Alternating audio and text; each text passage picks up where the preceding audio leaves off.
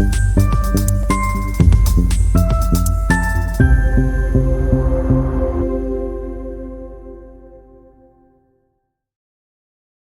सीखो के आज के इस एपिसोड में आपका हार्दिक स्वागत करता हूं दोस्तों। नमस्कार, मैं हूं डॉक्टर विवेक चोपड़ा और आज हम चर्चा कर रहे हैं चंद्रमा अगर किसी भी लगन कुंडली में चौथे भाव में होते हैं तो क्या फल देते हैं। ये बात तो अब तक आप समझ चुके होंगे। इतने एपिसोड्स देखने के बाद हमने सूर्य के पूरे 12 चैप्टर्स कवर किए, चंद्रमा के 3 चैप्टर्स आप देख चुके हैं, आज ये चौथा चैप्टर आप देख रहे हैं। इतना तो समझ में आ गया होगा कि कोई भी एक ग्रह जरूरी नहीं है कि हर एक लगन में उस भाव में वो शुभ रिजल्ट ही दे रहा है। कोई भी ग्रह किसी भाव में शुभ, किसी में अशुभ रिजल्ट अपने देंगे। चंद्रमा जब चौथे भाव में बैठते हैं तो वो भी अलग अलग लगन वाले व्यक्ति को इस भाव में बैठकर शुभ और अशुभ फल देंगे। चंद्रमा किस प्रकार से फल देते हैं दोबारा समझ लेते हैं। चंद्रमा फल देते हैं जहां पर बैठते हैं वहां का, जहां देखते हैं वहां का, और जिस भाव के वो स्वामी होते हैं उस कुंडली के अंदर, उस लगन के अंदर, वहां का। इससे आगे अगर हम चलें तो चंद्रमा फिर किसके नक्षत्र पे है, किसके उप नक्षत्र पे है, किसके उप नक्षत्र पे है, उन सब चीजों को भी कंसीडर करना पड़ता है। बट इस चैप्टर में हम चंद्रमा किस भाव में बैठे हैं, कहां देख रहे हैं और किस भाव के स्वामी हैं, अपना ये डिस्कशन वहीं तक सीमित रखेंगे। चंद्रमा जब चौथे भाव में बैठेंगे तो जाहिर सी बात है उनकी केवल एक ही दृष्टि है, वो है 7वीं दृष्टि। वो 7वीं दृष्टि से दशम भाव को देखेंगे तो चौथे और 10वें के रिजल्ट्स तो वो जरूर देंगे। उसके अलावा विभिन्न लगन के अंदर जिस भाव के स्वामी है उसके रिजल्ट मिलेंगे। अब चौथे और 10वें का शुभ रिजल्ट समझ लेते हैं क्योंकि बार बार रिपीट ना करना पड़े, और उसका अशुभ रिजल्ट भी समझ लेते हैं, उसको भी रिपीट करने से बचना चाहता हूं।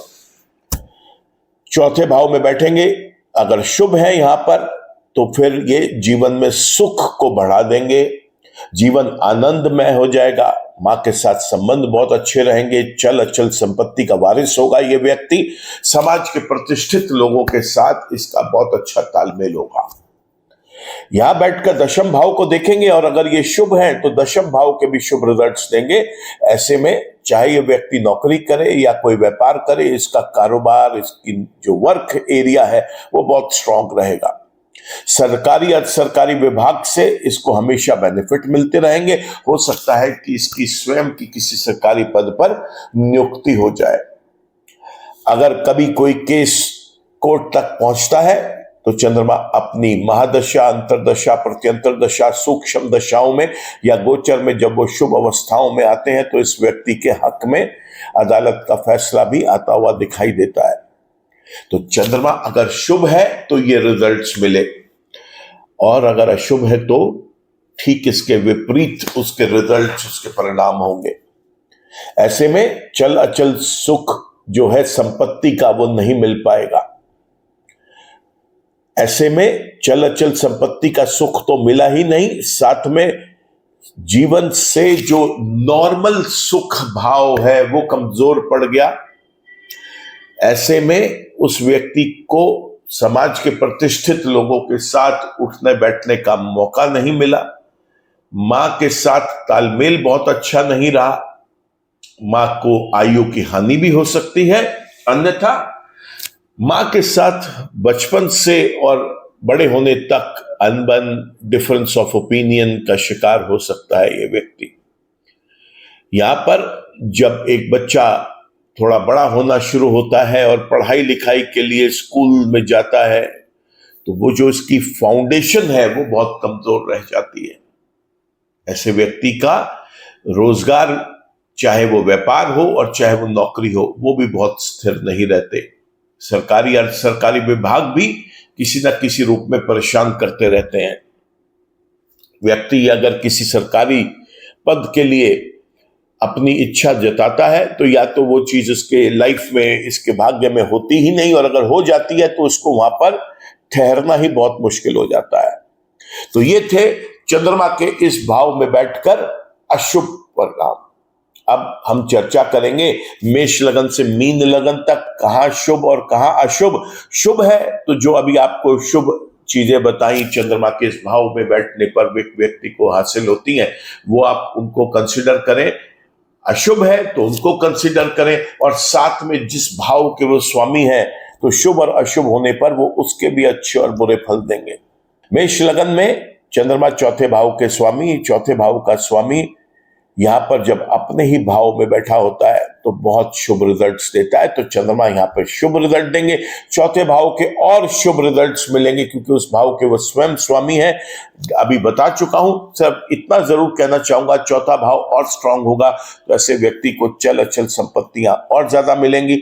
माँ के साथ अटूट प्रेम होगा, माँ का हमेशा साथ मिलेगा, माँ हमेशा लाभ देती चली जाएगी, और समाज के अंदर भी किसी प्रतिष्ठित पद पर भी व्यक्ति पहुंच सकता है। प्रतिष्ठित लोगों के साथ इसका उठना बैठना बहुत ज्यादा रहेगा। बात कर लेते हैं अब हम वृषभ लगन की। यहां पर चंद्रमा तीसरे भाव के स्वामी होकर जब चौथे भाव में बैठते हैं तो दोस्तों ये स्थान उनके लिए अशुभ है, और ऐसे में तीसरे भाव के अशुभ रिजल्ट्स और ऐड जब होंगे तो ऐसे व्यक्ति को दिखाई देगा कि पराक्रम में हानि हुई है, पराक्रम में कमी आई है। छोटे भाई बहनों के साथ संबंध भी कोई बहुत अच्छे नहीं रहे, और छोटी यात्राएं अगर अम्यूजमेंट मौज मस्ती के लिए या व्यापार की वृद्धि के लिए या धन कमाने के लिए की जाती है वो भी विफल रह जाती है। तो वृषभ लगन के अंदर चंद्रमा चौथे भाव में शुभ रिजल्ट देने में सक्षम नहीं होते। बात कर लेते हैं मिथुन लगन की। मिथुन लगन के अंदर चंद्रमा जो है ये दूसरे भाव के स्वामी होकर जब चौथे भाव में बैठते हैं दोस्तों ये बेहद शुभ होते हैं, क्योंकि यहां पर धन व्यक्ति बहुत अर्जित करता है। कुटुंब में इसका मान सम्मान प्रतिष्ठा का कद निरंतर बढ़ता चला जाता है। कम्युनिकेशन अपनी वाणी से लोगों का दिल जीतता है, और समाज में, परिवार में, कुटुंब में एक अपनी अलग पहचान बनाता है। ऐसा व्यक्ति मन का भी बहुत अच्छा होता है, किसी का बुरा नहीं चाहता। चंद्रमा जो है मन के कारक ग्रह हैं, जब शुभ होते हैं तो बहुत शुभ चीजें दे देते हैं जिंदगी के अंदर। सेकंड हाउस के लॉर्ड हैं तो वाणी भी बड़ी शुद्ध कर दी। यहां पर बात करते हैं अब हम कर्क लगन की। कर्क लगन के अंदर चंद्रमा स्वयं लगन के स्वामी होते हैं, और जब उसके बाद वो यहां पर चौथे भाव को देखते हैं तो दोस्तों ये भी उनका जो स्थान है वो बहुत प्रिय स्थान है। चौथे भाव के कारक भी होते हैं, लगन के स्वामी है। चौथे भाव में बैठा चंद्रमा यहां पर बहुत शुभ रिजल्ट्स देते हैं। चौथे 10वें के शुभ रिजल्ट्स के साथ साथ लगन के शुभ रिजल्ट्स और ऐड हो जाएंगे। व्यक्ति को मान सम्मान प्रतिष्ठा बहुत मिलती है। ऐसा व्यक्ति बहुत उदार नेचर का होता है, बहुत हेल्पफुल नेचर का होता है, इमोशनल होता है ऐसा व्यक्ति। और ये व्यक्ति जो भी डिसीजंस लेता है, जो इनिशिएटिव्स लेता है, बड़े सोच समझ के लेता है, और बहुत शुभ रहते हैं वो इसके लिए। मान सम्मान प्रतिष्ठा के साथ साथ एक बेहतर स्वास्थ्य एंजॉय करता है ये व्यक्ति। कहने का मतलब यह है कि इस व्यक्ति का एक ऐसा रुतबा होता है जो कि समाज के अंदर, परिवार के अंदर, कुटुंब के अंदर आकर्षण का केंद्र बनता है। चलिए बात करते हैं अब हम सिंह लगन की। सिंह लगन के अंदर चंद्रमा जो है ये 12वें भाव के स्वामी, और 12वें भाव का स्वामी जब चौथे भाव में आके किसी भी कुंडली में बैठेगा तो अब ये सिंह लगन वाले व्यक्ति के लिए टोटली अशुभ है। मैं पहले भी सिंह लगन के लिए चर्चा कर चुका हूं कि चंद्रमा यहां पर हर एक भाव में अशुभ रिजल्ट देते हैं, लिहाजा वो यहां पर चौथे भाव में भी अशुभ रिजल्ट देंगे। ऐसे में इस व्यक्ति को मान सम्मान प्रतिष्ठा की हानि हो सकती है, हॉस्पिटल बिल्स बढ़ सकते हैं, अनवांटेड एक्सपेंसेस हो सकते हैं, लॉसेस हो सकते हैं, जेल योग हो सकता है, लंबे टाइम तक हॉस्पिटल में एडमिशन होकर भर्ती रहना पड़ सकता है। किसी फॉरेन लैंड से, फॉरेन कंट्री से अगर ये व्यक्ति वहां पर जाके रहना चाहे तो भी नाकामयाब होगा। वहां से मिलकर किसी व्यक्ति, किसी कंपनी के साथ कोई काम करना चाहे उसमें भी नाकामयाब होगा। तो सिंह लगन के लिए भी चंद्रमा का चौथे भाव में बैठना टोटली नेगेटिव है। कन्या लगन की बात करें तो कन्या लगन में भी सिंह लगन की तरह मैं हमेशा बताता आया हूं कि चंद्रमा किसी भी भाव में बैठे हों अशुभ रिजल्ट देते हैं, और यहां पर भी वो चौथे भाव में बैठकर अशुभ रिजल्ट ही देंगे। दोस्तों यहां पर कुछ एस्ट्रोलॉजर्स का ये मानना है कि चंद्रमा जो है ये पूर्णतः नेगेटिव नहीं होता, कभी कभी ये पॉजिटिव रिजल्ट्स भी दे देता है। लेकिन चूंकि चंद्रमा को ट्रैक करना एक आम इंसान के लिए संभव नहीं है, क्योंकि हर 2.5 दिन में राशि परिवर्तन करता है, तो ऐसे में हम कभी इसका रत्न भी धारण करने को नहीं बोलते, नहीं तो ये व्यक्ति बहुत ज्यादा परेशानी में आ सकता है। तो चंद्रमा इस लगन के अंदर लगभग सभी पोजीशंस पे नेगेटिव रिजल्ट्स ही देता है, कहीं उसकी नेगेटिविटी कम है तो कहीं ज्यादा है। बहरहाल 11वें भाव का स्वामी होकर चौथे भाव में कन्या लगन के अंदर नेगेटिव है, तो बड़े भाई बहनों के साथ संबंध विच्छेद कर देगा या संबंध अच्छे नहीं रहने देगा, लाभ को कम करेगा। तुला लगन की अगर बात करें तो इस लगन के अंदर तो चंद्रमा 10वें भाव के स्वामी है, चौथे भाव में बैठकर अपने ही घर को देखेंगे जब, तो बेहद खूबसूरत और अच्छे रिजल्ट्स देते हैं। यहाँ 10वें भाव के ज्यादा रिजल्ट्स मिलेंगे क्योंकि उस भाव के स्वामी भी हैं। तो ऐसा व्यक्ति बहुत बार देखा गया है, लगभग 95% केसेस से ज्यादा सक्सेस देखी गई है कि किसी उच्च सरकारी पद पर या किसी भी सरकारी अर्ध सरकारी पीएसयू कंपनी के अंदर ही ये वहां पर कोई ना कोई वर्क कर रहा होता है, किसी अच्छे पद पर या एक साधारण पद पर, वो एक अलग बात है। किसी भी प्रकार का व्यापार करे, नौकरी करे, बहुत शुभ रहता है। देखा यह भी गया है कि सरकारी अर्ध सरकारी विभागों से बहुत अच्छा लाभ मिलता है इस व्यक्ति को। ऐसे में हम ज्यादातर लोगों को बोलते हैं कि अगर वो कोई काम करना चाहते हैं और बाकी प्लैनेट सपोर्ट करते हैं, तो ऐसे में हम उन्हें कहते हैं कि आप कोई सरकारी महकमे के कोई कॉन्ट्रैक्टर बन सकते हैं, जिसके अंदर पेमेंट्स आपको कोई सरकारी विभाग दे, ऐसा कोई काम करें तो ज्यादा बेहतर रहेगा। तुला लगन के अंदर 10वें भाव का स्वामी जब चतुर्थ भाव में बैठते हैं तो बहुत अच्छे रिजल्ट देते हैं। अब बात कर लेते हैं लगे हाथों वृश्चिक लगन की। यहाँ पे 9वें भाव के स्वामी जब चौथे भाव में बैठेंगे, यहां पर भी बेहद शुभ रिजल्ट्स देंगे। भाग्य को प्रबल करेंगे, भाग्य को बहुत स्ट्रांग बनाएंगे, भाग्य चमकेगा, पिता के साथ संबंध बहुत अच्छे रहेंगे। लंबी यात्राएं करेगा जब ये व्यक्ति बहुत कामयाब होगा, चाहे वो यात्राएं जो है धन कमाने के पर्पज से हो या फिर एंजॉयमेंट अम्यूजमेंट के लिए हो।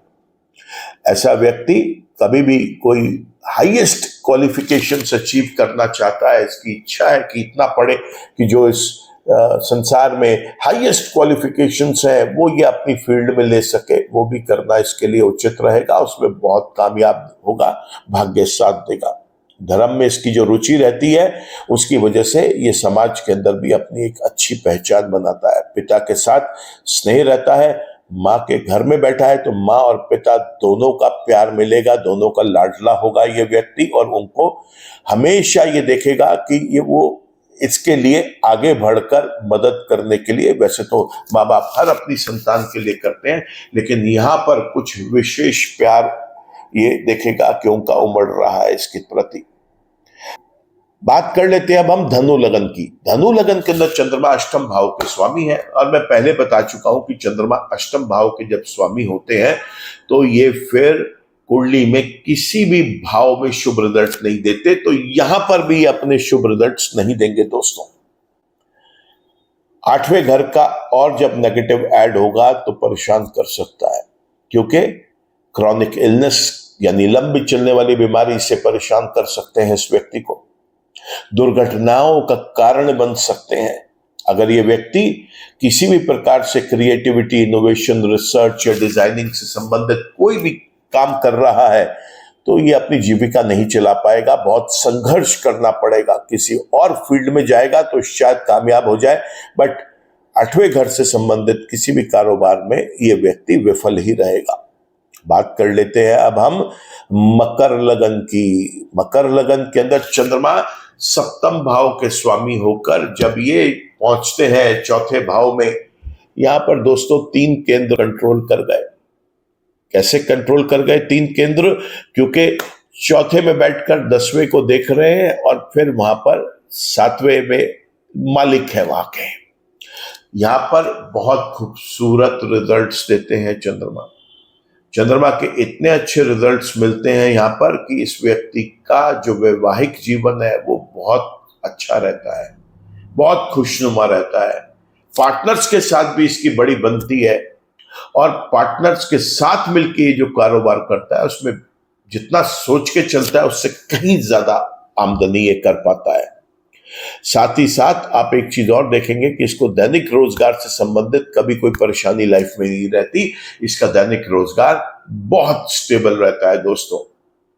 बात कर लेते हैं अब हम कुंभ लगन की। और कुंभ लगन भी सिंह लगन, कन्या लगन और धनु लगन की तरह कुंभ लगन भी एक ऐसा लगन है जहां पर चंद्रमा किसी भी भाव में हो शुभ रिजल्ट्स नहीं दे पाते। तो यहां पर भी वो कुंभ लगन वाले व्यक्ति को शुभ रिजल्ट्स नहीं देंगे। छठे भाव के स्वामी चौथे भाव में जब बैठेंगे रोग ऋण विघ्न बाधाओं को बढ़ा देंगे, गुप्त शत्रुओं से नुकसान बढ़ा देंगे और ऐसा व्यक्ति चौथे और 10वें घर के भी नेगेटिव रिजल्ट्स झेलेगा। तो ऐसे में बहुत परेशानियों का कारण चंद्रमा बन जाते हैं। और आखिर में अब हम बात करते हैं मीन लगन की। और मीन लगन के अंदर चंद्रमा जो है ये 5वें भाव के स्वामी होते हैं। 5वें भाव का स्वामी कुंडली के अंदर जब चौथे भाव में बैठा होता है तो बेहद शुभ रिजल्ट्स देते हैं। यहां पर वैसे भी वो एक योग कारक ग्रह होते हैं। चंद्रमा इसलिए भी इंपॉर्टेंट है क्योंकि ये लगन जो है ये जल तत्व का लगन है। चंद्रमा स्वयं जल तत्व के ग्रह है और इनकी जो अपनी पंचम भाव की राशि है कर्क राशि वो भी जल तत्व की है। ऐसे में जब ये चौथे भाव में जिस भाव के वो कारक भी हैं वहां बैठ जाते हैं, बेहद खूबसूरत और अच्छे शुभ रिजल्ट्स देते हैं। पंचम भाव मैं बार बार बताता आया हूं ये संतान का भाव होता है। तो ऐसे व्यक्ति को संतान सुख बेहद अच्छा प्राप्त होता है। ये पढ़ाई लिखाई का भी लॉर्ड है या ये हाउस। तो यहाँ पर पढ़ाई लिखाई से रिलेटेड बहुत अच्छे रिजल्ट्स बच्चा जीवन भर एंजॉय करेगा। ऐसा देखा गया है कि इसका पढ़ाई की तरफ फोकस, जिसे हम एकाग्रता बोलते हैं, वो बहुत अच्छा रहता है। लव रिलेशनशिप्स इसके बहुत अच्छे चलते हैं और ये व्यक्ति कोई भी डिसीजंस लेता है, इनिशिएटिव लेता है, वो इसके बेहद कारगर साबित होते हैं। तो देखा आपने कि मेष लगन से लेकर मीन लगन तक चंद्रमा कब शुभ और कब अशुभ है। अब चर्चा ये कर लेते हैं कि अगर वो शुभ है तो हम उसका और बेहतर फायदा कैसे उठा सकते हैं और अगर वो अशुभ है तो उसके क्या हम उपाय करें। देखिए दोस्तों, समझने वाली बात यह है कि अगर चंद्रमा जन्म के भी शुभ है और गोचर में भी उस समय वो शुभ अवस्थाओं में कहीं पर है तो ऐसे में आप उसका रत्न जरूर धारण कर लें। चंद्रमा का रत्न मोती होता है, उसे चांदी में जड़वाकर सबसे छोटी उंगली में पहना जा सकता है। इसके अलावा उसकी शुभता को और बढ़ाने के लिए सफेद चीजों का प्रयोग आप ज्यादा कर सकते हैं। दूध, चावल, चीनी, सफेद वस्त्र, चांदी के गिलास में रखा हुआ पानी, इसका प्रयोग ज्यादा करें।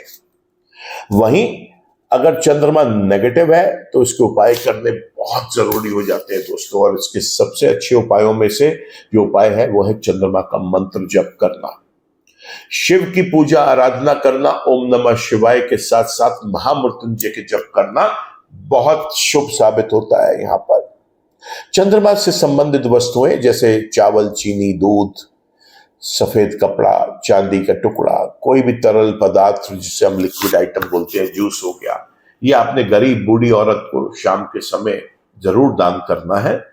मंदिरों में भी आप ये चीजें जब आप मंदिर विजिट करते हैं वहां जाकर दान करें, बहुत शुभ रहेगा।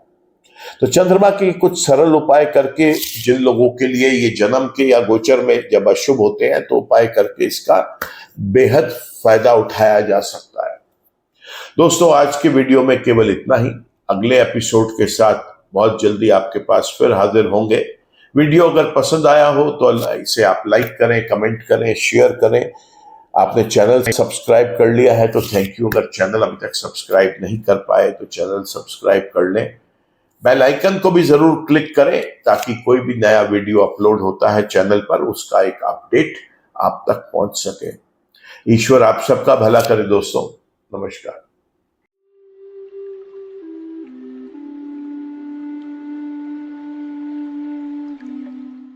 जीवन की सभी प्रकार की व्यक्तिगत, पारिवारिक और व्यावसायिक समस्याओं के समाधान के लिए तुरंत संपर्क करें। डॉक्टर विवेक चोपड़ा, पीएचडी, गोल्ड मेडलिस्ट, विश्व विख्यात ज्योतिषाचार्य एवं वास्तु एक्सपर्ट। कॉल अथवा व्हाट्सएप करें 9311131069 921243169।